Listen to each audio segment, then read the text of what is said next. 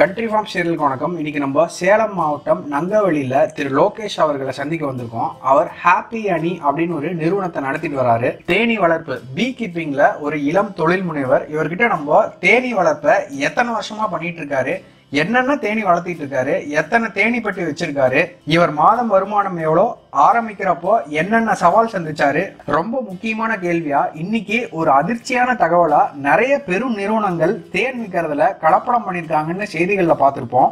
அப்படி இருக்கும்போது happy honey கிட்ட வாங்குற கஸ்டமருக்கு என்ன கேரண்டி கொடுக்குறார், இதெல்லாம் கேட்டு தெரிஞ்சுக்கலாம். இந்த வீடியோ ஒரு இன்ட்ரோடக்ஷன் மாதிரி இருக்கும். இனி வரப்போற வீடியோக்கள்ல ஹாப்பி ஹனி உரிமையாளர் திரு லோகேஷ் அவர்கள் தேனி வளர்ப்பை பத்தி A to Z பேசுவார். வீடியோக்குள்ள போறதுக்கு முன்னாடி 2012 வெளிவந்த சுவிட்சர்லாந்து ஆவணப்படமான மோர் தேன் ஹனியை பத்தி சின்னதா பேச போறோம். மோர் தேன் ஹனி அப்படிங்கிற படம் best foreign language film academy awards கேட்டகரியில நாமினேட் செய்யப்பட்டது. இந்த படத்தோட கதை உலகம் முழுக்க தேனீக்களோட ஜனத்தொகை ஏன் அழிஞ்சிட்டு வருது அப்படிங்கறத தேனி வளர்ப்பாளர்களும் சயின்டிஸ்ட்களும் டிஸ்கஸ் பண்றதுதான். இந்த படத்தை வாய்ப்பு கிடைச்சா பாருங்க. வாழ்க்கையில ரொம்ப முக்கியமான பார்க்க வேண்டிய ஒரு படம்.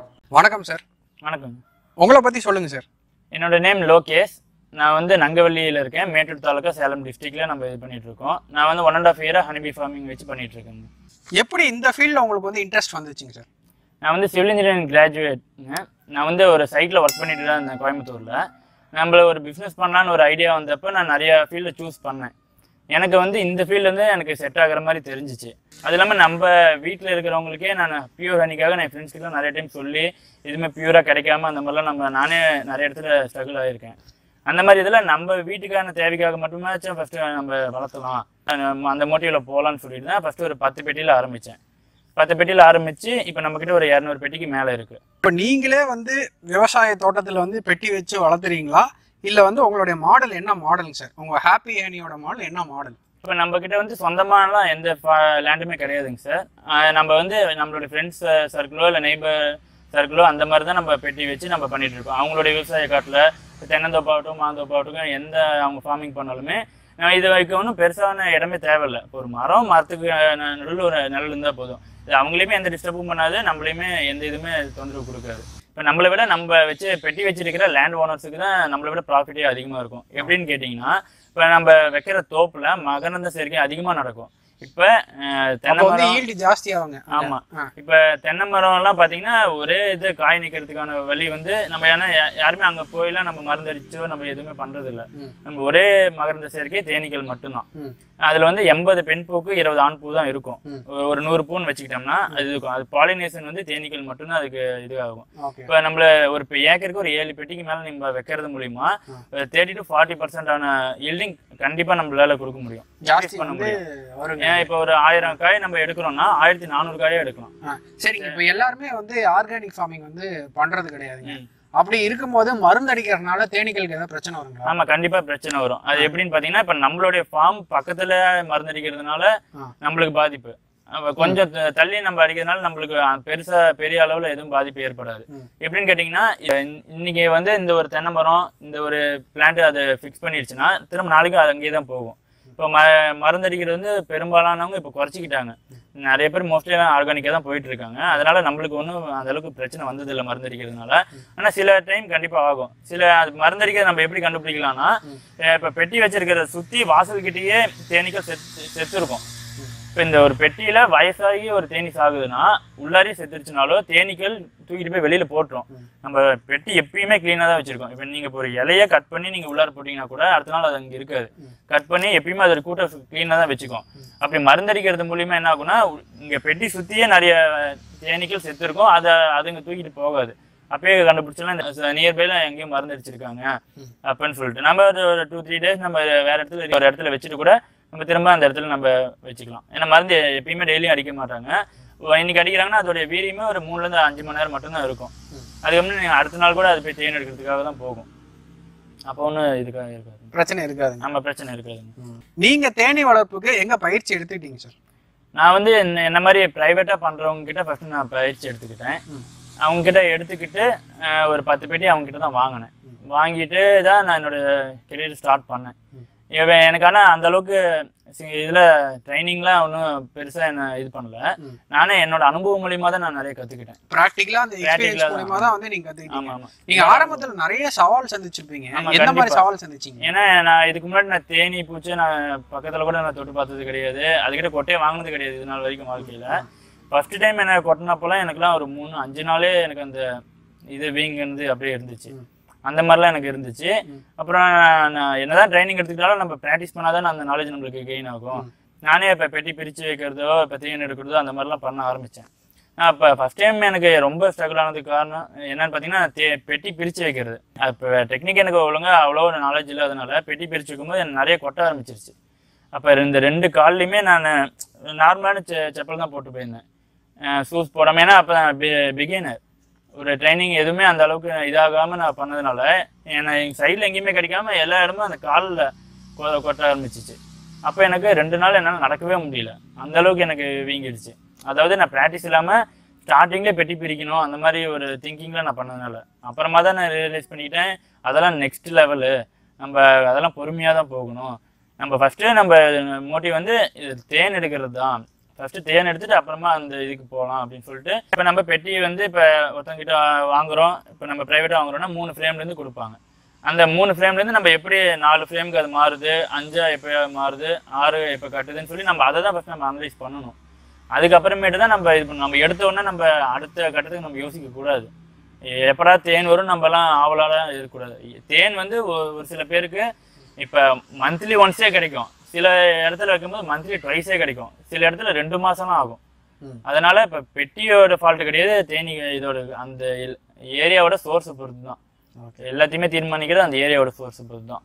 நீங்கள் உங்களுக்கு ஆர்வமாக இருக்கிறீங்க அந்த மாதிரினா ஒரு 5 பெட்டி 10 பெட்டிலையும் ஆரம்பிங்க. எடுத்த உடனே 50 போகணும் அந்த மாதிரிலாம் நீங்கள் நினைக்கக்கூடாது. ஆரம்பத்துல வந்து எத்தனை பெட்டியில நம்ம ஆரம்பிக்கலாம்னு நீங்க சொல்றீங்க? தாராளமா 5-10 கூட ஆரம்பிக்கலாங்க சார். அதாவது இப்போ நீங்க இது ஒரு ஹாபியா எடுத்துக்கிறீங்கன்னா நீங்க ஒரு நான் ஒரு ஹாபியா எடுத்துக்கிறேன், நான் எத்தனை பெட்டிலாம் ஒரு 2, 3, 5 கூட 5 வரைக்கும் நீங்க இது பண்ணிக்கலாம். ஒரு ஏக்கருக்கு எத்தனை பெட்டி வைக்கலாம்? ஒரு ஏக்கருக்கு தாராளமா 10 பெட்டிக்கு மேலேயே வைக்கலாம். ஒரு பெட்டிக்கும் இன்னொரு பெட்டிக்கும் இன்டர்வல் பாத்தீங்கன்னா ஒரு 6 அடி இருந்தாலே போதும். அந்த ஒரு டைம் இந்த இது இருந்தாலே போதும், அந்த ஒரு கேப் இருந்தாலே போதும். நம்ம எத்தனை பெட்டி வேணாலும் நம்ம அந்த இதில் வச்சுக்கலாம். அந்த அளவுக்கு நம்மளுக்கு சுற்றி சோர்ஸ் இருக்கா? வெறும் தென்னை மரமே இருந்துச்சுன்னா அது மகரந்த சேர்க்கைக்கு உதவுமே தவிர தேன் நம்மளுக்கு அந்த வரத்து கம்மியாக இருக்கும். சுற்றி அக்ரிகல்ச்சர் பண்ணும் பொழுது நம்மள தென்னை மர தோப்பில் வச்சோம்னா கண்டிப்பாக நம்மளுக்கு ஈல்டிங்கும் அதிகமாக அவங்களுக்கு வரும், ப்ளஸ் நம்மளுக்கு ஹனியுமே நல்லா கிடைக்கும். இப்போ நம்ம வீட்டில் வளர்க்குறோம்னு வச்சுக்கோங்க, இப்போ ஒரு பெட்டி 2 பெட்டி என் வீட்டுக்கு தேவையானதை நான் வளர்க்கணும்னு வீட்டில் நீங்க எப்படி செட் பண்ணிக்கணுங்க? இப்போ நீங்க வீட்டில் நீங்க வைக்கிறீங்கன்னா ஒரு 2 பெட்டியே போதுமானது. இப்போ வீட்டில் ஒரு 4-5 பேர் இருக்கீங்கன்னா 2 பெட்டியில் எடுத்தாலே மாசம் மினிமம் ஒரு 1 கிலோவாச்சும் வரும். ஒரு 1500 சதுரடி 2000 சதுரடி வந்து எனக்கு பேக் யார்ட்ல இடம் இருக்கு பின்னாடி அப்படின்னா ஒரு 2 பெட்டி வச்சுக்கலாம். என்ன மாதிரி செடி எல்லாம் வைக்கணுங்க? நம்ம எல்லார் வீட்லயுமே இப்ப கண்டிப்பா ஏதாவது ஒரு பூச்செடியில இருந்து எல்லாமே இப்ப எல்லாம் வைக்கிறோம். இப்ப நம்ம வீட்லயே ஒரு தக்காளி கத்திரிக்காயில இருந்து இப்ப எல்லாருமே வைக்க ஆரம்பிச்சிட்டாங்க, ஏன்னா ஆர்கானிக்கா பண்ணணும்னு. அப்ப நம்ம வீட்டுல இருந்து மட்டும் எடுக்காது, நீங்க சுத்தி ஒரு 100 வீடு இருக்குன்னா 100 வீட்டுக்கும் போகும், மரம் இருக்கும். எப்படி இருந்தாலும் எல்லா ஏரியாலையும் வேப்ப மரத்துல இருந்து எல்லா மரமுமே இருக்கும். நம்ம சோர்ஸ் வந்து இப்போ வீட்டு யூஸ்க்கு நீங்க எடுக்கிறீங்கன்னா தாராளமா 2 பெட்டி நீங்க தாராளமா வைக்கலாம். அந்த இடத்துல நீங்க சோர்ஸே இல்லைன்னு நீங்க ஃபீல் பண்ணீங்கன்னா கூட நீங்க வைக்கலாம், தாராளமா வைக்கலாம். ஏன்னா மரமே இல்லாத ஊரே இல்லையே. தென்னை மரம் கண்டிப்பா இருக்கும், பனை மரத்துல அந்த அளவுக்கு இதாகுது, தென்னை மரத்துல இதாகும், வேப்ப மரம் கண்டிப்பா இருக்கும். ஏன்னா ஒவ்வொரு புளிய மரம் கண்டிப்பா ரோட்டோட சைட்ல இருக்கு. சக்கரக்கட்டி மரத்துல எல்லாம் வந்து எல்லா மரத்துலயுமே நீங்க பூ இருந்துச்சுன்னா போதும் சார். பூ இருந்துச்சுன்னா போதும். அதாவது இது வந்து எல்லா புளியுமே எடுக்காது, செலக்டிவான இதெல்லாம் தான் எடுக்கும். ஓஹோ. அந்த தேனுக்கு வந்து ஃபிளேவர் ஏதாச்சும் இருக்குங்களா? இப்போ தென்னை மரத்துல வைக்கிறோம்னா அதுக்கு ஒரு ஃபிளேவரோ, முருங்கை மரம் தோட்டத்துக்குள்ள வைக்கிறோம்னா அதுக்கு ஒரு ஃபிளேவரோ, நீங்க வந்து அதை எப்படி பிரிக்கிறீங்க? உங்ககிட்ட என்ன ஃபிளேவர் இருக்குங்க? கண்டிப்பாங்க சார். இப்ப ஹனிக்கான ஃபிளேவரும் திக்னஸும் எப்பயுமே மாறுபடும். இப்ப வருஷம் முழுக்க நம்மளால ஒரே ஃபிளேவர்லயே ஒரே திக்னஸ்லயே யாராலையுமே கொடுக்க முடியாது. அப்படி கொடுத்தாலே அந்த இடத்துல ஏதோ ஒன்று இது பண்ணிருக்காங்கன்னு தான் அர்த்தம். ஏன்னா இப்ப நான் ஃபர்ஸ்ட் டைம் சொன்னல 10 பெட்டி வச்சேன்னு, 10மே ஒரே ஃபார்ம்ல தான் வச்சேன். ஆனா எனக்கு 10 இடத்துல தேன் எடுக்கும்போது ஒவ்வொரு திக்னஸ்ல வந்துச்சு, வெள்ளை கலர்ல வந்துச்சு. நானா ரொம்ப ஆச்சரியப்பட்டேன், எப்படி இவ்வளோ, நானே எப்படி சேல்ஸ் பண்றது, வெள்ளை கலர்ல வந்துச்சுன்னா யார் தேன்னு நம்புவாங்க? ஏன்னா நான் இப்போ அந்த முருங்கை அந்த இதெல்லாம் நான் அந்த அளவுக்கு நான் நாலேஜ் இல்லாத அந்த இது டைமிங். மற்ற இதில் நல்ல கோல்டன் கலர்ல இருந்துச்சு, சில இது கசப்பா இருந்துச்சு. 10 பெட்டியில 10 விதமான தேன் வந்துச்சு. அது மிக்ஸ் பண்ணும்போது தான் எனக்கு ஒரு ஒரு ஃப்ளேவர் கிடைச்சிச்சு. வருஷம் முழுக்க வந்து ஒரே மாதிரி டேஸ்ட் கொடுக்குறாங்கனாவே அங்க ஏதோ சிக்கல் இருக்குன்னு நம்ம ஆமா கண்டிப்பா கண்டிப்பா கணிச்சிடலாம் இல்லைங்களா? கண்டிப்பா. ஏன்னா இப்ப தேனுங்கிறது நிறைய பேர் நினைச்சிட்டு இருக்காங்க நல்லா திக்னஸா அடர்த்தியா இருந்தா தேன் நல்ல தேன், நல்லா உங்களுக்கு கலரா இருந்துச்சுன்னா நல்ல தேன், அந்த மாதிரி நிறைய பேருடைய மைண்ட் செட்ல இன்னுமே இருக்கு. நம்ம ஃபார்ம்ல வந்து டைரக்டா வந்து ஹனி எடுத்தா கூட நம்ப மாட்டாங்க. சில பேரை நம்ப வைக்கிறது ரொம்ப கஷ்டமா இருக்கும். உங்களுக்கு நல்ல சுத்தமான தேன் வேணும்னா நம்பிக்கையான இடத்துல வாங்கினா மட்டும்தான் முடியும். சார் நீங்க என்னென்ன தேனீக்கள் வளர்த்துறீங்க, எந்தெந்த தோட்டத்திலாம் நீங்க வளர்த்துட்டு இருக்கீங்க சார்? இப்போ வந்து இந்தியாவில் மொத்தம் எத்தனை வெரைட்டியான தேனி இருக்குன்னு ஃபஸ்ட்டு தெரிஞ்சுக்கணும் எல்லாரும். மொத்தம் 5 வகையான தேனீக்கள் இந்தியாவில் இருக்குது. மலை தேனி, கொம்பு தேனி, கொசு தேனி, இந்தியன் தேனி, இட்டாலி தேனி, இந்த மாதிரி 5 வகையான தேனீக்கள் இருக்குது. இதில் வந்து நம்ம 3 வெரைட்டி நம்ம வந்து வளர்த்தலாம். நம்ம வீட்டிலேயே வச்சு நம்ம வளர்த்தக்கூடிய இதாக இருக்குது. 2 இது வந்து ரொம்ப அக்ரெசிவ்னஸ் கொண்டது நேச்சுரலாகவே. மவுண்டன் பீஸும் லிட்டில் பீஸ்ன்னு சொல்லக்கூடிய கொம்பு தேனும். அது வந்து ஏன்னா நேச்சுரலாகவே ரொம்ப ஹில்ஸ் ஏரியாவில் தான் அந்த மலை தேனி அதெல்லாம் கூடு கட்டும். இப்போ நம்ம வந்து இந்தியன் பீஸ் வந்து வளர்த்திட்டு இருக்கோம், இந்திய தேனி. அது வந்து நாட்டு தேனின்னு சொல்லுவாங்க, அடுக்கு தேனின்னு சொல்லுவாங்க. இதில் எல்லா தேனிலையும் வந்து எது வந்து ஈல்டு வந்து ஜாஸ்தி கொடுக்குங்க? ஈல்டு வந்து ஜாஸ்தி கொடுக்கறது வந்து பார்த்தீங்கன்னா இட்டாலிய தேனீக்கள். அது வந்து எதனாலன்னு பார்த்தீங்கன்னா இதோட சைஸும் நம்ம பெட்டியோட சைஸுமே நல்லா இருக்கும், பெருசாக இருக்கும். பாப்புலேஷனும் அதில் தான் நிறைய இருக்கும். ஆனால் அது வந்து எல்லா இடத்துலையும் அதை வளர்த்த முடியாது. என்ன காரணம்னு கேட்டிங்கன்னா அதுக்கு வந்து சோர்ஸ் ரொம்ப அவசியம். ஒரு ரொம்ப அதிகமான சோர்ஸ் இருக்கிற இடத்துல மட்டும்தான் அதை வளர்த்த முடியும். தேனும் அங்கே வந்து எடுக்க முடியும். நம்ம இந்தியன் தேனீக்கள் பார்த்தீங்கன்னா எந்த இடத்துல வேணாலும் நம்ம வச்சு வளர்த்தலாம். இதுக்கான சோர்ஸ் வந்து கம்மியாக இருந்தாலே போதும், அதிகமாக ஓடாது இது. ஆனால் இட்டாலிய தேனீக்கள் பார்த்தீங்கன்னா நம்ம அதுக்கான சோர்ஸ் அங்கே அந்த இடத்துல இல்லைன்னா கண்டிப்பாக ஓடிடும், சீக்கிரமாகவே ஓடிடும். இதை விட கம்பேர் பண்ணும்போது நம்ம இந்திய தேனீக்களை விட இட்டாலிய தேனீக்கள் வளர்த்துறது கொஞ்சம் ஈஸி தான். ஏன்னு கேட்டிங்கன்னா இந்த தேனியை விட அந்த வந்து கொட்டும் தன்மை வந்து கொஞ்சம் கம்மி. ஏன்னா இது வந்து நம்மளுடைய ப்ரீடு, இந்தியாவிலேயே இதோடைய ஆரிஜினே இந்தியா தான். அது வந்து நம்ம அந்த பிரிட்டிஷ் காலத்தில் வந்து அப்போ இதுக்கு வந்து ஒரு வைரஸ் அட்டாக்கிங் மாதிரி வந்துச்சு. அப்போ இதோடைய கவுண்டிங்லேருந்து எல்லாமே கம்மியானதுனால வேற வழி இல்லாமல் இட்டாலியாவிலேருந்து நம்ம இங்கே இது பண்ணாங்க. எங்கிருந்து முதல்ல அது மார்த்தாண்டத்துல தான் ஆரம்பிச்சதுங்களா? கன்னியாகுமரி மார்த்தாண்டத்துல அதுக்கான சொசைட்டி இருக்குங்க சார். அங்கதான் அதுக்கு ரிசர்ச் ஃபவுண்டேஷனே இருக்கு. அங்கதான் நிறைய பேர் வந்து இந்த இடத்துல தான் ஆரம்பி. ஏன்னா அங்க வந்து சோர்ஸ் அதிகம். கேரளா மாதிரி அங்க நம்மளோட தமிழ்நாடு மினி கேரளாம்பாங்க மார்த்தாண்டத்தை. ஃபுல் அண்ட் ஃபுல் பசுமையா இருக்கிறதுனால அங்கதான் ஃபர்ஸ்ட் ஆரம்பிச்சு இதுக்கான இது அங்கதான் தொடக்கமாச்சு. நீங்க இந்த தொழிலை வந்து நீங்க ஆரம்பிக்கும் போது எவ்வளவு இன்வெஸ்ட் பண்ணீங்க? இப்போ வந்து எவ்வளவு வருமானம் எடுக்கிறீங்க? அதாவது மாத வருமானமா நீங்க எவ்வளவு எடுக்கிறீங்க? இப்போ நான் வந்து ஃபர்ஸ்ட்டு ஸ்டார்ட் பண்ணும்போது வந்து ஒரு ட்ரையல் பேசிக்கில் தான் நான் ஆரம்பித்தேன். ஒரு 10 பெட்டி இதுமாதிரி ஒரு 30,000 ரூபாய் கிட்ட வீட்டிலேருந்து வாங்கி நான் ஃபஸ்ட்டு ஆரம்பித்தேன். பண்ணிவிட்டு எனக்கு இது எப்போ நான் என்னோட கெரியராக நான் சூஸ் பண்ணேன்னா அப்போ வந்து எதுலேயுமே நான் போஸ்ட்டும் போடல, எங்கேயுமே நான் ஹனிக்கான ஒரு விளம்பரமாக கொடுத்தது கிடையாது. பெட்டி நான் வச்சுருக்கேங்கிறது யாருக்குமே தெரியாது, பிரபலப்படுத்தவே இல்லை. ஆனால் எனக்கு நான் தேன் எடுக்கிறதுக்கு ஒரு 2 நாளைக்கு முன்னாடி இந்த மாதிரி ஒரு ஃப்ரெண்ட்ஸ் சர்க்கிள் 10 பேர் போஸ்ட் மட்டும் போட சொன்னேன். எனக்கு போட்டு இது பண்ணுறதுக்குள்ள நைட்லேயே எனக்கு ஒரு 10 பெட்டி தான் வச்சுருந்தேன். எனக்கு ஒரு 30 கிலோ கிட்ட ஆர்டர் வந்துருச்சு. ஏன்னா என்கிட்ட டிமாண்ட் ரொம்ப அதிகமாகிடுச்சு, குவான்டிட்டி என்கிட்ட கம்மியாக தான் இருந்துச்சு. அப்போ தான் சரி இத்தனை பேர் நம்மக்கிட்ட ஈகராக வெயிட் பண்ணுறாங்களாட்டுக்கு பியூர் ஹனிக்கு. அப்போ தான் நான் தெரிஞ்சுக்கிட்டேன். நான் சும்மா ஒரு வீட்டில் சொல்லி நான் அது ட்ரையலாக தான் ஆரம்பித்தேன். ஆனால் டிமாண்ட் அதிகமாக இருக்குதுன்னு நான் அப்போ தான் நான் தெரிஞ்சுக்கிட்டேன். நான் தேன் எடுத்து நான் இது கூட பண்ணல, அதுக்குள்ளே சேல்ஸ் ஆச்சு. எடுத்து ஒரு 1/2 அன் ஹவர்லேயே எனக்கு ஃபுல்லாக சேல்ஸ் ஆச்சு. அந்த ஒரு இன்கம் தான் என்ன நல்ல ஒரு மோட்டிவேட் பண்ணுச்சு. ஏன்னா இப்போ மந்த்லி வந்து எவ்வளோ இன்கம் எடுக்கிறீங்க நீங்கள்? ஒரு 50லேருந்து 80க்கு மேலே நான் எடுக்கிறேங்க சார். வந்து சாலிடா வந்து ஒரு 50 ரூபாய்க்கு மேலே கண்டிப்பாக எடுக்கும். அதாவது நீங்கள் தேன் சப்ளை பண்ணுறதா இருக்கட்டும், அதே மாதிரி நீங்கள் வந்து பெட்டியும் கொடுக்குறீங்க. ஆமாம், பெட்டியுமே நம்ம சேல்ஸ் பண்ணிட்டு தான் இருக்கோம். என்ன ரேட்டுக்கு பெட்டி கொடுத்துருக்கீங்க? நம்ம வந்து 2300 ரூபாய்க்கு கொடுத்துட்டு இருக்கோங்க சார். ஸ்டாண்டு பெட்டி எல்லாமே சேர்த்திங்க சார். ஸ்டாண்டு பெட்டிலாம் சேர்த்து 2300 ரூபாங்க சார். என்ன மரத்துல வந்து இந்த பெட்டி செய்யறீங்க? மித்தவங்க எல்லாம் வந்து என்ன மரத்துல செய்வாங்க பெட்டியை? பெட்டி வந்து தேனீக்கள்னு ஏற்றது பார்த்தீங்கன்னா ஒரு 4-5 மரம் இருக்குங்க சார். அரப்பு இருக்கு, தேக்கு இருக்கு, புங்கை மரம்னு சொல்லுவாங்க, மகாகனி சொல்லுவாங்க, பலாமரம், அந்த மாதிரிலாம் நிறைய ஏற்றதா இருக்கு. நம்ம எந்த குவாலிட்டியில பெட்டி லைஃப் வருதோ அந்த அளவுக்கு நம்மளுக்கு பெட்டி நல்லா இருக்கும். உள்ள இருக்கிற பீஸ்க்கு வந்து ஒரு கேரண்டியோ வாரண்டியோ கிடையாது. ஏன்னா இந்த ஒரு பெட்டி ஒரு ராணி தேனி வந்து 3 வருஷம் வரைக்கும் உயிரோடு இருக்கும். அதுக்கப்புறமேட்டு அது இறந்துட்டா கூட உள்ள இருக்க ஒர்க்கர் பேஸ்லாம் சேர்ந்து இன்னொரு அணையை கிரியேட் பண்ணிப்பாங்க, உருவாக்கிப்பாங்க. ஆனா நம்மளுக்கு வந்து பெட்டியோட லைஃப் நம்மளுக்கு நல்லா வேணும். ஏன்னா வருஷம் மாத்திட்டு இருக்க முடியாது. எவ்வளவு லைஃப் வந்து வருங்க நீங்க கொடுக்குற? மினிமம் ஒரு 3 வருஷமாச்சும் வரும். 2 ல இருந்து 3 வருஷம் கேரண்டியா வரும். சரிங்க. என்ன மரத்துல பண்றீங்க? நம்ம வந்து மகாகனியில பண்ணிட்டு இருக்கோம். அதுக்கு ஏதாவது குறிப்பிட்ட காரணம் இருக்குன்னா இந்த மரத்துல பண்றது? இல்ல கொஞ்சம் நல்ல குவாலிட்டியா இருக்கும்.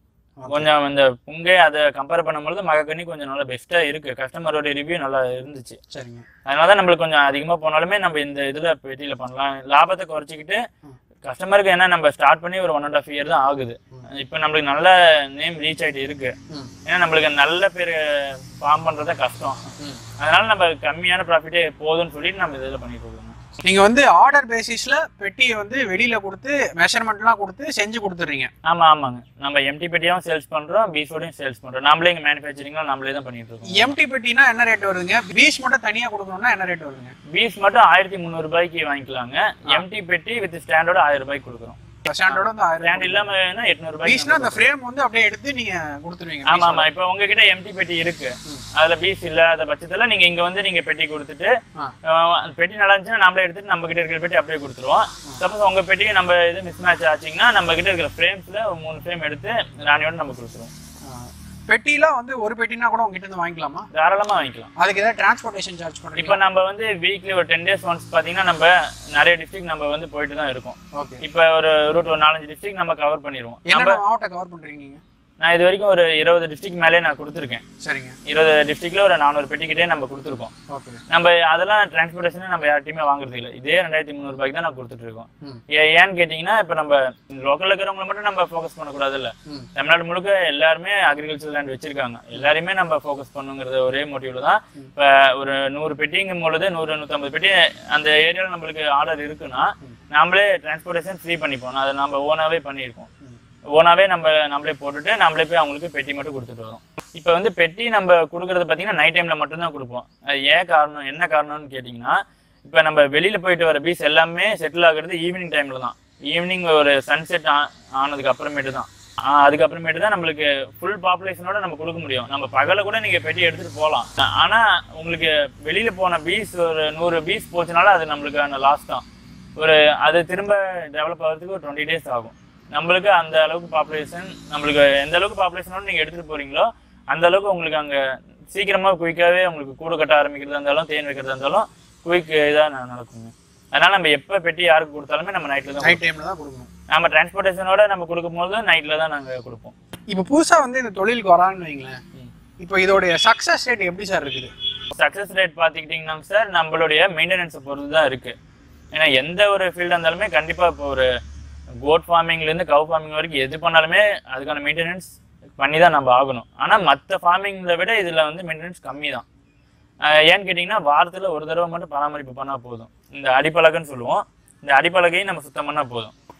ஏன்னு கேட்டிங்கன்னா இந்த 4 கார்னர்லேயும் வந்து கொஞ்சம் அழுக்கு வந்து டெபாசிட் ஆகும், டஸ்ட்லாம் டெபாசிட் ஆகும். உள்ளார இருக்கிற டஸ்ட்டை அது பீஸே எடுத்து போட்டுருவாங்க. ஆனால் 4 கார்னரில் அவங்களால எடுக்க முடியாது. ஏன்னா பெட்டி வந்து அழுந்தி இருக்கிறதுனால 4 கார்னர் மட்டும் அவங்களால பண்ண முடியாது. இந்த இடத்துல வேக்ஸ் மந்த்னு சொல்லக்கூடிய ஒரு மெழுகுந்து பூச்சின்னு சொல்லுவாங்க, பட்டாம்பூச்சி மாதிரி கொஞ்சம் இதாக இருக்கும்.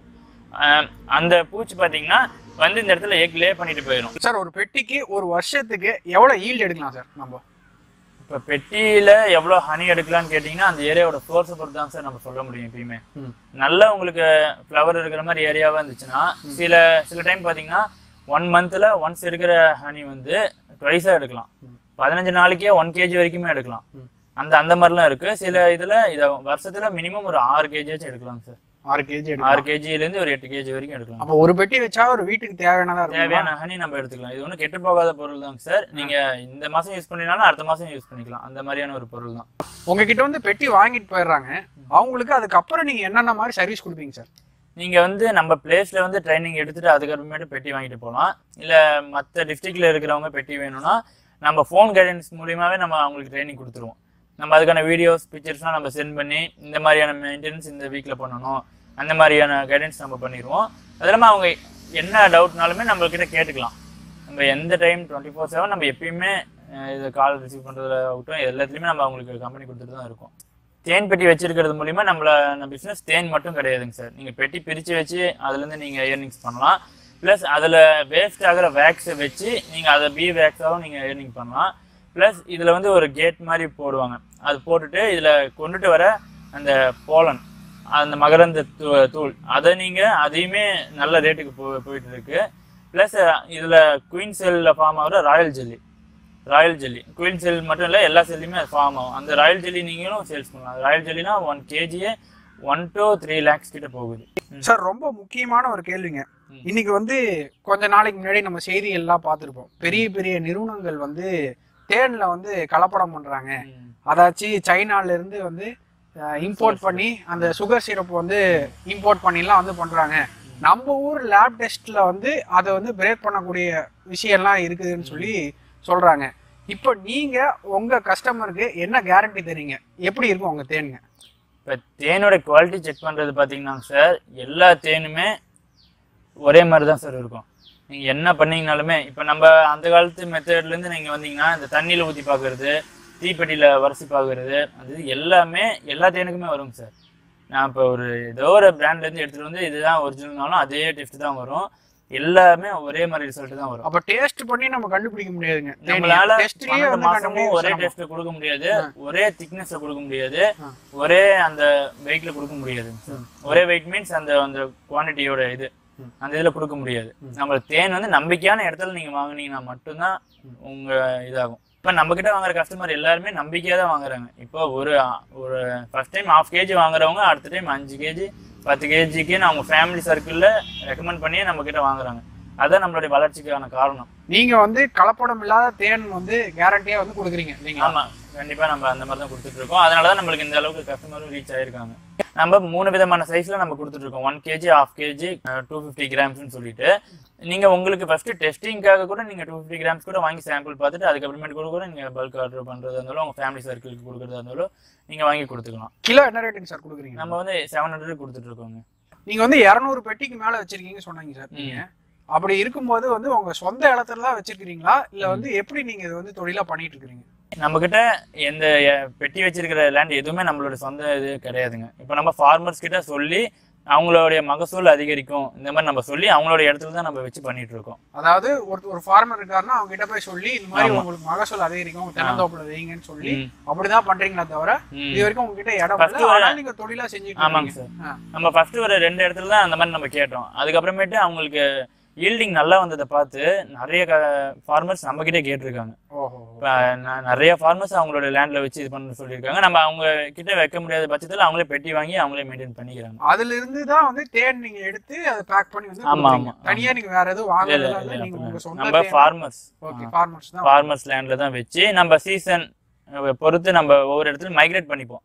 நம்மளோட பெட்டி இப்போ இந்த இடத்துல இந்த கிராப் போட்டிருக்காங்கன்னு தெரிய வந்துச்சுன்னா நம்ம அந்த இடத்துக்கு ஒரு 20 பெட்டியோ 50 பெட்டியோ வச்சு அந்த இடத்துல இருக்கிற தேன் நம்ம எடுப்போம். அந்த சீசன் முடிஞ்சதுக்கு அப்புறமேட்டு வேற ஒரு லேண்ட்ல நம்ம எப்படி இருந்தாலும் நம்மளுக்கு அந்த செட்டில் நம்மளுக்கு தெரிய வந்துடும். இப்போ இந்த இடத்துல இந்த இது போட்டிருக்காங்க அந்த மாதிரி நம்ம அவங்க கிட்ட எல்லாம் சொல்லி இந்த மாதிரி நம்ம அவங்க லேண்ட்ல நம்ம பெட்டி வச்சுக்கிறோம் அப்படின்னு சொல்லிட்டு நம்ம அவங்க கிட்ட அவங்க பர்மிஷனோட தான் நம்ம வச்சுப்போம். பொதுவா எந்த மாதிரி இடத்துல வந்து நீங்க தேன் பெட்டி வந்து வைக்கணுங்க? இப்போ தேனி பெட்டி வைக்கிறதுக்கு நீ இடம் நம்ம தனியாக ஒதுக்கிலாம் பண்ணணும்னு அவசியம் எதுவுமே இல்லைங்க சார். இப்போ வீட்டில் ஸ்பேஸ் இருக்கு, உங்ககிட்ட மரம் அந்த செடி இருந்துச்சுன்னா அந்த மரத்தோட நிழலே போதுமானது. என்கிட்ட மரமே இல்லை அப்படின்னா மொட்டை மாடியில தாராளமாக வைக்கலாம். மேலே ஒரு சாக்கு மாதிரி போட்டுக்கலாம்.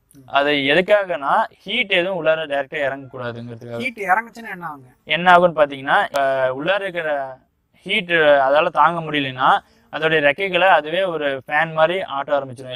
எல்லாமே ஒரு ஏசி மாதிரி ஒரு ஏர் கண்டிஷனிங் மாதிரி பண்ண ஆரம்பிக்கும். அப்போ பார்த்தீங்கன்னா ஃபுல்லாக பீஸ் டயர்ட் ஆகும் நிறையா. அப்போ அதோடைய சேவிங்ஸுக்காக வச்ச ஹனியை அதுவே குடிக்க ஆரம்பிச்சிடும். அப்போ நம்மளுக்கு தேனுடைய வரத்து கம்மியாகும். நம்ம இப்போ ஒரு இடத்துல வச்சுட்டு இப்போ ஒரு மாதத்துக்கு ஒரு 1 kg எடுக்கிறீங்கன்னா நீங்கள் யோசிப்பீங்க இந்த மாதம் 1/2 kg கூட வரலையே, என்ன காரணம், எதனால இதுன்னு சொல்லி. அதனால தான் இது தீர்மானிக்கிறதுங்க சார். நம்ம ஒரு அதுக்கான அட்மாஸ்பியர் நம்ம அமைச்சு கொடுத்துட்டோம்னா நம்ம எதுவுமே தேவையில்லை. இந்த மாதிரி ஒரு நிழல் ரொம்ப நிழலாக இருக்கணும்லாம் அவசியம் இல்லைங்க சார். இந்த ஒரு உச்சி வெயில் மட்டும் படாமல் இருந்துட்டா போதும். காலை வெயில் மாலை வெயில் அதெல்லாம் ஒன்றுமே இதாகாது. இந்த ரொம்ப டைரக்டாக சுளீர்னு அடிக்கிற அந்த வெயில் மட்டும் இருக்கக்கூடாது. பெட்டி சூடாகாமல் நம்ம பார்த்துக்கணும். ஆரம்பத்தில் நீங்கள் ஆரம்பிக்கும் போது என்ன மாதிரியான சவால்கள் சந்திச்சிங்க? அதாவது விற்பனை பண்ணுற இடத்துலையா இருக்கட்டும் இல்லை வந்து நீங்கள் தேனி வளர்க்குற இடத்துலையா இருக்கட்டும், என்ன மாதிரி சவால்கள்லாம் சந்திச்சிங்க நீங்கள்? இப்போ தேனி பெட்டி வச்சுருக்கீங்கன்னா ஒரு 10 பெட்டி வச்சிங்கன்னா அதில் எப்படியாச்சும் ஒரு 1-2 மேக்ஸிமம் ஓடி போகாதுங்க. அந்த மாதிரி ஒரு சுச்சுவேஷனில் ஓடி போகும். அது என்ன காரணம்னா நம்ம ஒழுங்காக மெயின்டைன் பண்ணியிருக்க மாட்டோம். அதான் நான் ஆரம்பத்திலே சொன்ன மாதிரி இந்த கார்னரில் நம்ம கண்டிப்பாக க்ளீன் பண்ணி தான் ஆகணும். இந்த அடிப்பலகுன்னு சொல்லக்கூடிய இதை ஏன்னா அதில் வந்து வேக்ஸ் மந்த் அது வந்து எக்லே பண்ணிடுச்சுன்னா அது வந்து புழுவாக மாதிரி நம்மளுக்கு தேன் அடைய அது சாப்பிட ஆரம்பிக்கும். தேனை சாப்பிடாது, தேனி பூச்சிகளை எதுவுமே அது டிஸ்டர்ப் பண்ணாது, தேன் அடைகளை சாப்பிட ஆரம்பிக்கும். அப்போ ஃபுல்லாக சாப்பிடும் பொழுது ராணி தேனிக்கு அந்த இடத்துல முட்டை வைக்கிறதுக்கு இடமே இல்லாமல் போகும். அதுக்கு டிஸ்டர்பன்ஸ் ராணி எப்போ டிஸ்டர்ப் ஆகுறாங்களோ அப்போ அந்த கூட்டை அவங்க வேறு இடத்துக்கு மாற்றிக்கலாம். அந்த மாதிரியான போகிறதுக்கு சான்சஸ் இருக்குது. அப்புறம் அந்த இடத்துல பெஸ்டிசைட்ஸ் அந்த மாதிரிலாம் கொஞ்சம் இதுக்கான ஹார்ம்ஃபுல்லாக அது தோணுச்சுன்னா அந்த மாதிரியும் ஓடி போகிறதுக்கு சான்ஸ் இருக்குது. இல்லை நம்மளுக்கு இந்த இடத்துல ரொம்ப வேறு ஏதாச்சும் பூச்சிகள், சிலந்தி பூச்சி வந்து தேனீக்கெல்லாம் சாப்பிடும். அதுக்கு என்ன பார்த்தீங்கன்னா இந்த மரம் அந்த மாதிரி நீங்கள் நிறைய வச்சுருக்கீங்கன்னா மரத்துக்கு நடுவில் சிலந்தி வலை கட்டி தேனி பூச்சிகளை அட்ராக்ட் பண்ணி அதை சாப்பிட ஆரம்பிக்கும். அந்த மாதிரி நிறைய இதாகும் போது பெட்டிகள் ஓடுறதுக்கு சான்ஸ் இருக்குங்க. அதே மாதிரி நீங்கள் இந்த 4 கார்னரில் கொஞ்சம் கிரீஸோ இல்லை லைட்டாக கொஞ்சம் எறும்பு போடுற இந்த சைடில் கொஞ்சம் கீழே போட்டு விடணும். அது எதுக்காக பார்த்தீங்கன்னா எறும்பு அதிகமாக ஏறினாலும் அது ஓடுறதுக்கு சான்ஸ் இருக்குங்க. இந்த சாமி எறும்புன்னு சொல்லக்கூடிய கருப்பு எறும்பு ஒன்றும் அந்த அளவுக்கு டிஸ்டர்ப் ஆகாதுங்க. இந்த சுல் எறும்புன்னு சொல்லுவாங்க, ரெட் ஹேண்ட், அது வந்து இது கொஞ்சம் பாதிக்குங்க. இந்த மாதிரி கொஞ்சம் நம்ம மெயின்டெனன்ஸ் ரொம்ப மற்ற ஃபார்மிங்கோட இது கம்மி தான், ஆனால் அதை நம்ம கொஞ்சம் ஒழுங்காக பண்ணணும். மார்க்கெட்டிங் இல்லைங்க என்ன சவால் சந்திச்சு? இப்போ நம்மளுக்கு இதில் மார்க்கெட்டிங் வந்து நம்மளுக்கு அந்த அளவுக்கு சவால்லாம் ஒன்றும் இல்லைங்க சார். ஈஸியாக தான் இருக்குது மார்க்கெட்டிங், ஈஸியாக தான் இருக்குது. நம்ம ஃபஸ்ட்டு 10 பெட்டி வச்சும் பொழுது நான் மார்க்கெட்டிங்கே ஃபஸ்ட்டு பண்ண கிடையாது. பெட்டி வச்சிருக்குங்கிறது யாருக்குமே தெரியாது. அந்த மாதிரி இருக்கும் பொழுது இதில் ஃபஸ்ட்டு ஒரு 7 கிலோ கிட்ட எடுத்தோம். அந்த 7 கிலோவுமே எடுத்து ஒரு 1/2 ஹவர்லேயே சேல்ஸ் ஆயிடுச்சு. இப்போ நீங்கள் பெட்டி உங்களுடைய ஃபார்மில் வச்சுருக்கீங்கன்னு தெரிஞ்சாலே நிறைய பேர் வந்து உங்ககிட்ட கண்டிப்பாக கேட்பாங்க, நீங்கள் ஹனி இது பண்ணுறீங்களே, தேனி எங்களுக்கு கொஞ்சம் கொடுங்க. அந்த மாதிரி நீங்கள் பெட்டி வைக்கிறதோ இது பண்ணுறதோ எந்த விதமான மேட்டரோ இல்லை உங்களுக்கு ஃபியரே வேணாம். நீங்கள் எப்படிலாம் பெட்டி ஒரு 10 பெட்டி 20 பெட்டி வாங்குகிறோம், எப்படி நம்ம ஹனி எடுத்து மார்க்கெட்டிங் பண்ணுறோம், நம்ம கடைக்காக போகணுமா, அந்த மாதிரிலாம் நீங்கள் எதுவுமே பண்ண தேவையில்லை. நம்மக்கிட்ட இருக்கிற ஸ்டாக்கை விடவே நம்மளுக்கு வரக்கூடிய டிமாண்டே அதிகமாக இருக்கும். ஏன்னா கண்டிப்பாக நீங்கள் ஒரு 10 பேர் எடுத்தாங்கன்னா கூட அந்த 10 எப்படி இருந்தாலும் 100 பேரை ரீச் ஆகிரும். அதனால் நீங்கள் மார்க்கெட்டிங் கவலையப்படாதீங்க. இதுக்கப்புறமேட்டு நம்ம தேனீக்கள் எப்படி வளர்த்தலாம், அதுலேயும் தேனி எடுக்கிறது பராமரிப்பு முதற்கொண்டு உங்களுடைய அனைத்து கேள்விகளுக்கும் A to Z நம்ம பதிலளிக்கிறோம் இந்த சேனலில். உங்கள் நல்ல நோக்கம் நிறைவேற நன்றி சார். ஓகே, நன்றி, வணக்கம். எல்லாருக்கும் வணக்கம். நம்ம கண்ட்ரி ஃபார்ம்ஸ் சேனல் அடுத்த கட்டமாக ஃபேஸ்புக் பேஜ் மற்றும் ஒரு குரூப் ஒன்று ஆரம்பிச்சிருக்கோம். அந்த பேஜ் மற்றும் அந்த குரூப்போட லிங்க் இந்த வீடியோட டிஸ்கிரிப்ஷனில் கொடுத்துருக்கோம். லிங்கை கிளிக் பண்ணி ஃபாலோ பண்ணுங்கள், ஜாயின் பண்ணுங்கள். நிறைய சுவாரஸ்யமான தகவல்கள் காத்திருக்கு. நன்றி, வணக்கம்.